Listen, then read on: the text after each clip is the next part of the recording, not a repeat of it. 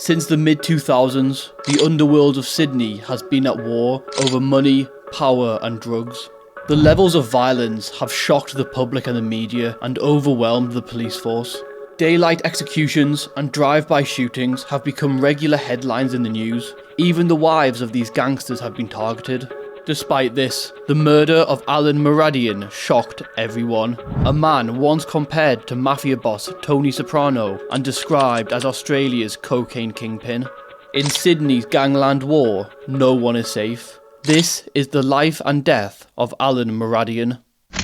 Alen was born in Iraq and moved to Australia in 1980. He later married Natasha Yakana. The two kept a tight circle, and Alen had strong links to the Comanchero motorcycle club and serious organised crime. Alen played a crucial role in a large drug syndicate, dubbed by the media as the Golden Gun Cocaine Syndicate. The drug ring got its name after the police found a gold-plated pistol during a raid. The gun was found alongside $10 million in cash. The New South Wales Police and the New South Wales Crime Commission believe that in 2005 and 2006, the Syndicate was behind the importation of 300 kilos of cocaine. The Syndicate built its fortune by importing bricks of cocaine into Sydney from Chicago via Los Angeles. Each 1 kilo brick was worth $30,000, though by the time they hit Sydney, they were worth a staggering $190,000 per brick. Each brick was individually stamped with the Syndicate's calling card, a rip-off Ferrari logo. Alen brought in at least 40 kilos of the Ferrari stamped bricks, although it's alleged the actual amount is far higher. Alen used his cocaine fortune to fuel his life of luxury and create his Versace palace. Alen's neighbours reportedly saw trucks arriving at his home filled with Versace furniture.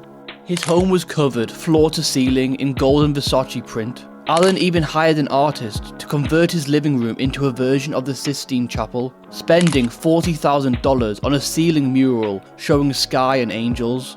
Alen was even mulling over the idea of purchasing an $850,000 Versace-themed Lamborghini, though his life of luxury was cut short after he was arrested in 2007. Just quickly, if you're enjoying this video so far, please consider subscribing and liking this video. It really helps me out and helps the channel grow. You can't be a major player in one of Australia's biggest drug rings without getting a little police attention. In 2007, when the police finally dismantled the syndicate, they seized $18 million in cash, $3.5 million in assets, 2 kilos of high-grade cocaine, and the notorious gold-plated pistol. The police also dug $2.7 million worth of $50 and $100 notes from the foundations of a Northern Beaches home in Bilgola. The police then turned their sights on Alen's wife, Natasha.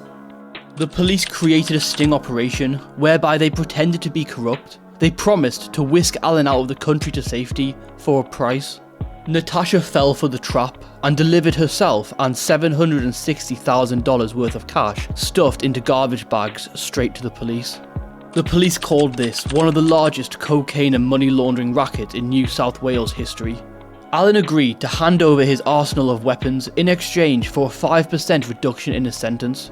The firearms included submachine guns and a grenade launcher. Though this didn't stop the syndicate. A witness who was set to give evidence during the trial was shot dead before he could take the stand. Jamal Maker was gunned down outside his home in April 2011 before he could give evidence against the syndicate.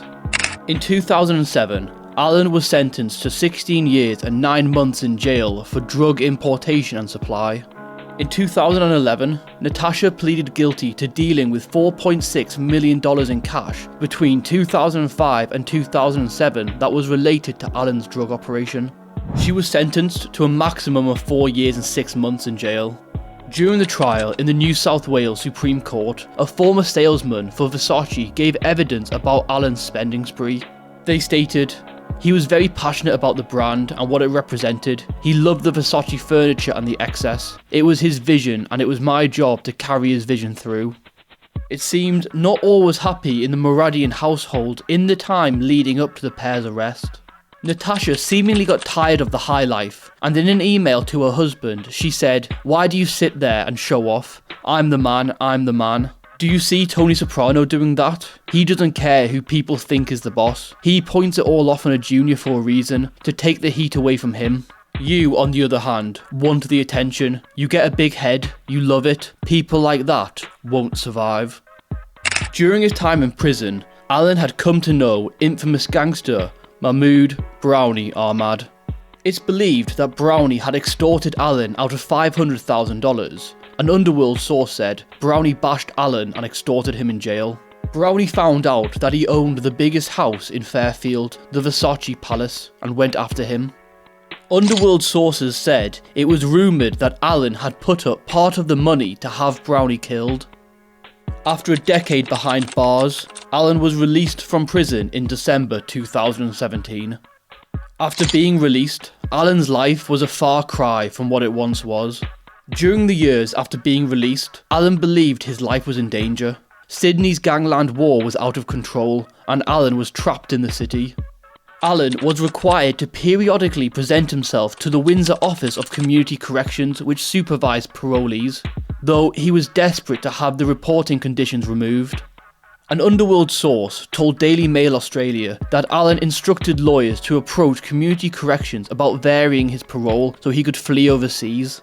They contacted community corrections to get him relieved of his reporting conditions so he could leave the country because he was concerned there was a target on his back. Community corrections sought information from the police and were unwilling to confirm the fact he was genuinely at risk. On this basis, community corrections couldn't relieve him of his reporting obligations, so he couldn't seek refuge overseas. While other criminals were getting out the country, Alen was stuck in Sydney in the midst of a gang war which had claimed 15 lives since August 2020. Though it's believed during this time, Alen had used his strong connections with the Comanchero bikie club to set up the Commission in 2021. An underworld network linked to the Comanchero which controls much of the city's drug trade by taxing other gangs who import and sell narcotics. It's needless to say, taxing other drug gangs can be a quick way to make enemies. During the raging gang war in Sydney, Alen was linked to several victims who lost their lives. Among those was Natasha's friend and one-time business partner, Lametta Fadlahar, who was shot dead alongside Amy Al-Hazuri in a car in Revesby. Another was Marvin O'Raya. It was reported that Alen and Marvin had been partying at a hotel in Sydney CBD before Marvin was shot dead in his car on the 22nd of May 2023. It seemed no one was safe and no one was off limits. Alen knew the dangers of being such a prominent figure in the underworld, but they were made especially plain and obvious to him when New South Wales warned him of a bounty on his head. An underworld source close to Alen said he was very keen not to be seen with anybody and not to be running around in the open, so he was very careful about his appointments and those sorts of things. It was reported for 10 months he lived in constant fear of assassins trying to locate him and kept such a low profile as to be almost invisible. Alen would regularly switch up his accommodation and modes of transport, but to those who knew him, he was instantly recognisable with a body covered in tattoos and a mouth full of gold teeth. As we've seen in so many other underworld cases, the life will always catch up to you. Whoever wanted Alen dead eventually tracked him to a Bondi Junction apartment block. Alen had been hiding out at this apartment block in Sydney's east, and on June 27th, 2023 at 8:30 AM he was about to set off to the gym. He was sitting in a black Audi RS4 when two gunmen ambushed him in the building's underground car park. The shooter fired up to 7 bullets into his head and body. CCTV footage of the incident shows 2 men pulling into the Bondi car park in a Porsche SUV. One of the men can be seen leaving the vehicle wearing a hood and holding a gun. The man disappears for several seconds before quickly returning to the Porsche, which then speeds away. The 2 men then switched cars and attempted to burn out the Porsche. However, the men didn't manage to set the car ablaze. It's unconfirmed if they were disturbed or just panicked and ran away. Police found the top of the range Porsche with barely a scratch. Footage from the scene reveals crucial clues were also left behind, including a pistol lying on the ground nearby alongside a mobile phone. The police later found the second car, which the gunman managed to successfully set ablaze. This high-profile, broad daylight execution sparked a mass police investigation. The investigation led police to a man named Dut Deng. At 4 AM on January 2nd, 2024, heavily armed police and Task Force Magnus detectives came through the front door of Dut Deng's home in an early morning raid. Dut Deng was arrested and charged with the murder of Alen Moradian. He was also charged with drug-related and firearms-related charges after he was allegedly found with a kilo of cocaine and an unauthorized firearm. Task Force Magnus Commander Virginia Gorman said, "We believe Deng is the person who pulled the trigger that day. There will be further arrests." Two other men, Joseph Santino and Abdul Hakim Ahmad, were also arrested at a home at Macquarie Park where police allegedly seized a gun, 23 rounds of ammunition, 1.5 kilos of cocaine, 844 grams of methamphetamine and 3 encrypted communication devices. There's no suggestion that either are involved in Alan's death, though both men were charged with various drug-related and firearms-related offences and participating in a criminal group. It's believed these men are close associates to Dut Deng. The police also arrested Jason Mansour, who they allege provided tracking devices which led the shooters to Alan. After analysing an encrypted criminal communication device found at Jason Mansour's address, police further allege he used the codename Abracadabra to organise the purchase of a car on Facebook Marketplace. That car was then allegedly fraudulently registered to a man who is not suggested to have any involvement in Alan's death. Police allege an identical process of purchasing cars on Facebook Marketplace and fraudulently registering them to the same unrelated man occurred with the getaway car used after Alan was fatally shot. He was also charged with large commercial drug supply charges, as well as being charged with 2 counts of possessing a dedicated encrypted criminal communication device to commit serious criminal activity, and 2 counts of failing to comply with the Digital Evidence Access Order direction. 6 men have now been arrested in relation to Alan's death, including the plot's accused mastermind, who cannot be named for legal reasons. The accused mastermind can only be referred to as AA. It's believed that Alan and AA were once good friends. Police allege on June 6, 2023, AA received a late-night visit at his home from 2 men who informed him they were aware of a plan by Alan to kill him. After learning of this plan, AA then plotted his friend's murder over a number of weeks. Over the 3-week period between June 6th and June 27th, 2023, police allege AA put together a crew to help him track down and kill Alan. According to court documents, they allegedly began by using Google image searches to compare photos of Alan's former houses to his last known address. Unable to find Alan's exact address, the crew allegedly decided the best way to track him down was through his wife, Natasha. This is when the crew contacted Jason Mansour, who allegedly provided the tracking device, which was eventually attached to Natasha's car without her knowing.